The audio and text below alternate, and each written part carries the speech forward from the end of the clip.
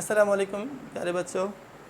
आज एक नया टॉपिक बहुत इंपॉर्टेंट एंटिटीज के लिहाज से कि मालिक्यूल्स हैविंग सेम हाइब्रिडाइजेशन, माना ऐसे डिफरेंट मालिक्यूल्स हैं जिनकी हाइब्रिडाइजेशन क्या है, same but different geometrical shape. भला हाइब्रिडाइजेशन सेम है मगर जो उनका ज्योमेट्रिकल शेप है ना बच्चों वो डिफरेंट है। वो क्यों, किस वजह से? तो इससे मैं क्या कहता हूँ, application of VSEPR, application of VSEPR,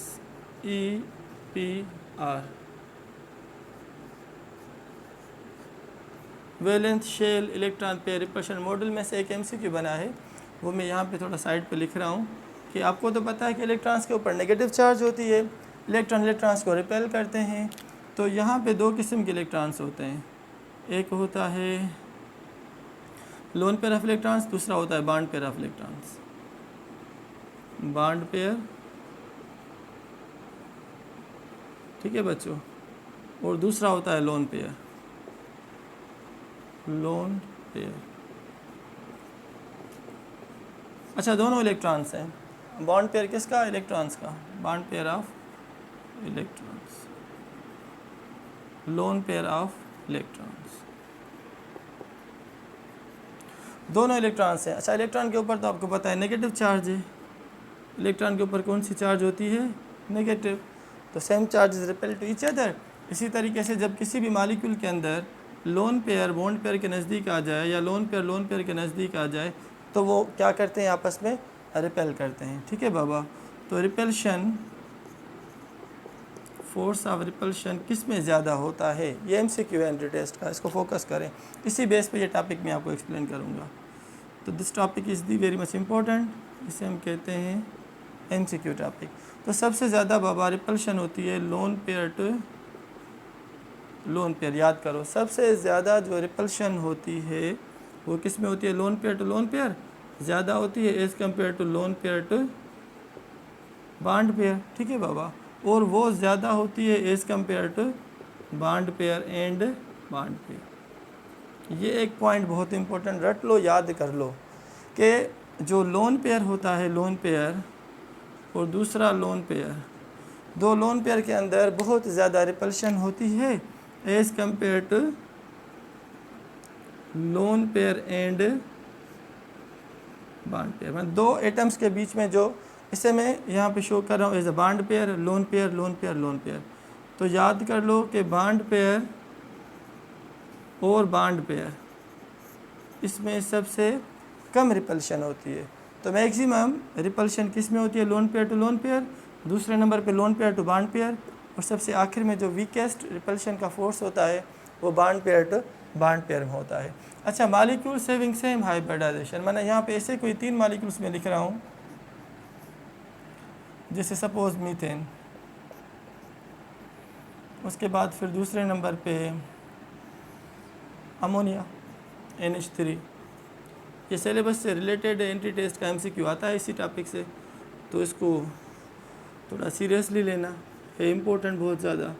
किसी भी तरीके से MCQ बना सकते हैं, अगर टॉपिक समझ में आ गया तो बिल्कुल आसान होगी आप बच्चों को। अच्छा कार्बन, यहाँ पे कार्बन की हाइब्रिडाइजेशन sp3, यहाँ पे नाइट्रोजन की हाइब्रिडाइजेशन sp3, और यहाँ पे वाटर में ऑक्सीजन की जो हाइब्रिडाइजेशन होती है ना बच्चों वो sp3 है। वो कैसे मालूम करते हैं हम हाइब्रिडाइजेशन? बहुत ही ज़बरदस्त ट्रिक्स मैंने आपको इससे पहले लेक्चर्स में दे दी हैं। ठीक है बाबा, तो कार्बन के पास कोई लोन पेयर नहीं है, नाइट्रोजन के पास एक लोन पेयर है, और यहाँ पे ऑक्सीजन के पास 2 लोन पेयर्स हैं। आ जाते हैं हाइब्रिडाइजेशन की तरफ। एक कार्बन 2 4 बॉन्ड्स बना रहा है, 4 का मकसद sp3, 4 बॉन्ड बना रहा है, और एक लोन पेयर है 4 + 1 = 3 + 1 = 4। तो इस पे भी क्या हो रहा है कि हाइब्रिडाइजेशन का वैल्यू कितना हो रहा है? Number of sigma bonds 4 plus lone pair नहीं है तो 4, और 4 का मकसद क्या होता है बच्चों? sp3। आ जाओ इसमें अमोनिया में नाइट्रोजन की तरफ। नाइट्रोजन के पास यहाँ पे कितने बॉन्ड्स बना रहा है नाइट्रोजन? सिग्मा बॉन्ड्स कितने, सिंगल बॉन्ड्स कितने हैं इसके पास? ये आइटम्स कितने अटैच इसके पास? 3, और प्लस में नंबर ऑफ लोन पेयर्स कितना है? 4। तो 3 + 1 = 4। और इसकी भी हाइब्रिडाइजेशन क्या हुई नाइट्रोजन की अमोनिया में? sp3 hybridisation. आ जाओ वाटर की तरफ। अच्छा कितने एटम्स यहाँ पे लगे हुए हैं? 2 plus number of lone pairs, एक लोन पेयर ये, एक लोन पेयर ये। अच्छा टोटल इलेक्ट्रॉन्स 4 हैं, मगर जो लोन पेयर, पेयर मीन्स 2, एक पेयर ये दूसरा पेयर ये, तो number of lone pairs is 2, 2 + 2 = 4। तो ऑक्सीजन की हाइब्रिडाइजेशन वाटर में क्या है? sp3। नाइट्रोजन की हाइब्रिडाइजेशन अमोनिया में क्या है? sp3। मीथेन के अंदर कार्बन की हाइब्रिडाइजेशन क्या है? sp3। तो याद करो डिफरेंट मॉलिक्यूल्स की में जो एटम्स हैं इनकी हाइब्रिडाइजेशन क्या है बच्चे? सेम। अच्छा हाइब्रिडाइजेशन के बाद हम आ जाते हैं बॉन्ड एंगल की तरफ। अच्छा बॉन्ड एंगल एक बहुत ज़बरदस्त टॉपिक है, इसके ऊपर मैं एक अलग वीडियो बनाऊंगा लेक्चर अपना पूरा, कि बॉन्ड एंगल क्या है, आसानी से हम विदिन 5 to 10 सेकेंड कैसे मालूम कर सकते हैं। बॉन्ड एंगल मेरा एक अलग टॉपिक होगा इंशाल्लाह, वो बनाऊंगा बच्चों के लिए।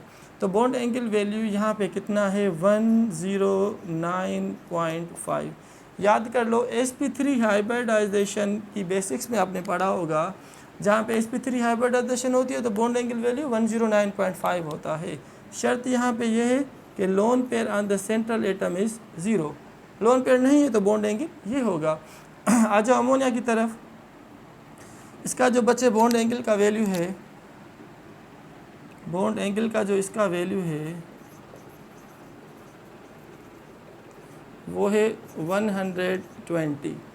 मीन्स तीनों जो हाइब्रिड ऑर्बिटल्स ऐसे सेपरेटेड है from the central atom. Suppose ये सेंट्रल एटम है, एक ये ऑर्बिटल, दूसरा ये ऑर्बिटल, तीसरा ये ऑर्बिटल, ये तीनों आपस में इस तरीके से सेपरेटेड हैं कि इनकी बॉन्ड एंगल का वैल्यू कितना हो गया बच्चे? 120। तो बॉन्ड एंगल सॉरी अब यहाँ पे क्या है सॉरी ये मैं sp2 की तरफ चला गया, ठीक है बाबा।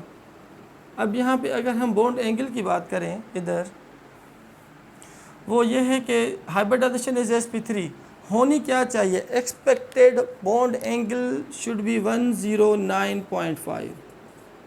109। अच्छा मैं ये सोच रहा था कि sp3 की 109.5 है, sp2 की 120 है और sp1 के 180 है, तो मेरा माइंड उस तरह चला गया कि मैं यहाँ बच्चों को वो भी बता दूँ कि sp3 की बॉन्ड एंगल ये होती है 109.5 अगर लोन पेयर नहीं है, और sp2 मैंने सोचा शायद यहाँ पे sp2 है, मैंने ऊपर नहीं देखा, तो sp2 में क्या होता है 102 120 अगर लोन पेयर नहीं है सेंट्रल एटम पे तो, या अगर यहाँ पे sp1 वो भी थोड़ा साइड में वहाँ पे लिख लूँगा मैं, तो थोड़ा वो आखिर में बताऊँगा मैं आपको ज़रूर।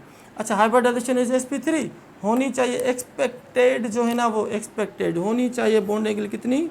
109.5, मगर नहीं है।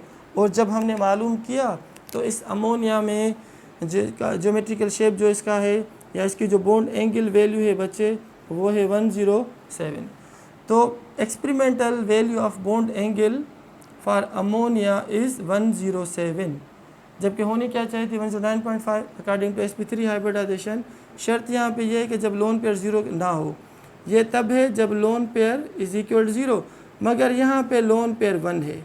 आप देखो नाइट्रोजन के पास एक लोन पेयर है और 3 बॉन्ड पेयर है, जो तीनों इसने हाइड्रोजन के साथ यहाँ पे लगा दिए हैं। अगर स्ट्रक्चर में ड्रा करूँ तो नाइट्रोजन अपने 3 बॉन्ड्स बना रहा है, किसके साथ? हाइड्रोजन के साथ, और एक इसका यहाँ पे लोन पेयर है। तो अमोनिया के अंदर total number of bonds is 3, 1 2 3, और जबकि इसके पास एक लोन पेयर है। तो याद करो बच्चे, अब यहाँ पे लोन पेयर और ये क्या है? Bond pair. तो लोन पेयर बॉन्ड पेयर में रिपल्शन बढ़ गई, कुछ ज़्यादा है। इस रिपल्शन बढ़ने से बॉन्ड एंगल का वैल्यू रिड्यूस हो गया 109.5 से 107। तो याद करो जितने ज़्यादा लोन पेयर्स बढ़ेंगे बॉन्ड एंगल का वैल्यू उतना कम होता जाएगा। माना number of lone pairs is directly proportional to reduce in the bond angle whether the hybridization is same। भले हाइब्रिडाइजेशन सेम हो, लोन पेयर बढ़ने से lone pair to lone pair repulsion बढ़ेगी, lone pair to bond pair repulsion बढ़ेगी, या bond pair to bond pair repulsion बढ़ेगी, तो क्या होगा? बॉन्ड एंगल का वैल्यू श्रिंक होकर रिड्यूस होकर कम हो जाएगा। अच्छा आ जाओ यहाँ पे वाटर की तरफ। अच्छा वाटर में यहाँ पे ऑक्सीजन पे 2 लोन पेयर्स हैं, हाइब्रिडाइजेशन sp3 है, मगर इसका जो बॉन्ड एंगल का value according to sp3 hybridization होना कितना चाहिए? 109.5, या किन बुक्स में ऐसे भी लिखते हैं जैसे 1.9 है, या r करके मैं लिख रहा हूँ 109.28 डिग्री। ऐसे भी कभी डाल देते हैं, ठीक है बाबा। होनी ये चाहिए, मगर 2 लोन पेयर्स हैं तो 2 लोन पेयर्स की ये तब हो जब लोन पेयर इज इक्वल 0, मगर पानी में तो 2 लोन पेयर है, तो 2 लोन पेयर होने की वजह से बॉन्ड एंगल वैल्यू बहुत ज़्यादा रिड्यूस हो गया। एक था तो 107, एक और लोन पेयर बढ़ गया तो इसकी बॉन्ड एंगल वैल्यू और कम हो गया 104.5। तो याद करो मेरे बच्चे, this point is very much important कि what is the bond angle for sp3 hybridization in case of carbon in the methane, you will say 109.5। Hybrid bond angle का वैल्यू क्या है अमोनिया के लिए, जबकि इसके पास एक लोन पेयर है तो रिड्यूस होकर 107 आ गई। आप एंटी टेस्ट में 107 लिखना, हाइब्रिडाइजेशन sp3 को डिस्कस नहीं करना। 5-10 मिनट तक इंशाल्लाह मैं कोशिश करूँगा ये सारा वाइंड अप करा दूँ आप बच्चों को। अच्छा, अब यहाँ पे 2 लोन पेयर है, होनी तो sp3 के मूजिब 109.5 चाहिए थी, मगर 2 लोन पेयर वजह होने की वजह से ये बॉन्ड एंगल का वैल्यू क्या हो गया मेरे बच्चों, रिड्यूस होके 104.5 हो गया। तो लोन पेयर बढ़ने से बॉन्ड एंगल रिड्यूस होती है। हाँ, अगर हम शेप की बात करें, सेंट्रल एटम पे कोई शेप नहीं है तो बिल्कुल नॉर्मल शेप जो होता है sp3 हाइब्रिडाइजेशन का टेट्रागोनल वही होगा। अब जब यहाँ पे एक लोन पेयर आ गया, लोन पेयर जैसे सर के ऊपर आ जाता है तो बंदा डर जाता है, झुक जाता है, बेंट हो जाता है उसका शेप। तो इसका जो शेप है किसका, अमोनिया का ज्योमेट्रिकल जो शेप है वो टेट्रागोनल नहीं है, वो पायरामिडल है। वो क्या है मेरे बच्चों, पायरामिडल। याद कर लो, मीथेन का ज्योमेट्रिकल शेप टेट्रागोनल या टेट्रागोनल या टेट्राहेड्रल, इसका पायरामिडल है। अच्छा, पानी का क्या हुआ, और बेंट हो गया, कम हो गया, रिड्यूस हो गया, तो shape for the water molecule is angular. कहाँ पे एंगुलर लिखते हैं और कहाँ पे क्या लिखते हैं, बेंट।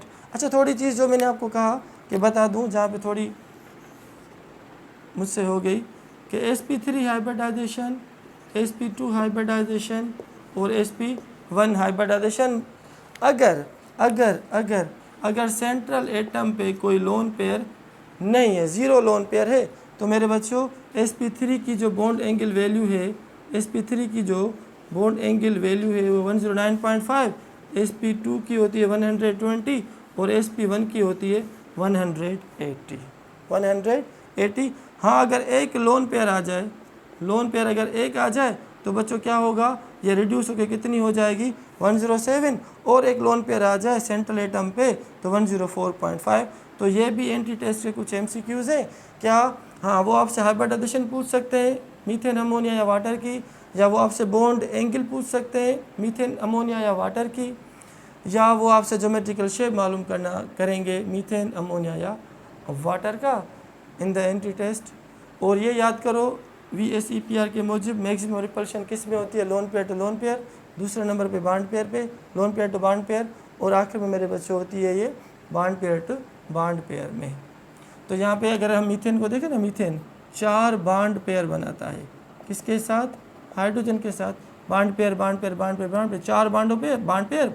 जबकि कार्बन के ऊपर यहाँ पे आपको कोई भी लोन पेयर नहीं मिलेगा, no lone pair on carbon. अच्छा, नाइट्रोजन के पास एक लोन पेयर है। और यहाँ पे जब पानी का आप स्ट्रक्चर देखो तो पानी के स्ट्रक्चर में क्या होता है कि ऑक्सीजन 2 सिंगल बॉन्ड्स बनाता है विद द हाइड्रोजन, इनसे 2 बॉन्ड पेयर, और 2 इसके पास यहाँ पे लोन पेयर बच जाते हैं। तो 2 bond pair 2 lone pair, 3 bond pair 1 lone pair, चारों ही बॉन्ड पेयर। बात बहुत इंपॉर्टेंट कि सर इसकी एंगल क्यों रही वही sp3 वाली 109.5, क्यों कि इसके पास सिर्फ वीकेस्ट फोर्स ऑफ रिपल्शन होता है, कौन सा, bond pair to bond pair, bond pair to bond pair, bond pair to bond pair. अगर हम अमोनिया की स्ट्रक्चर को देखें तो बॉन्ड पेयर रिपल्शन है इसमें, मगर उसके साथ इसके अंदर lone pair to bond pair भी है, माना 2 रिपल्शन से, इसीलिए एंगल कम हो गई।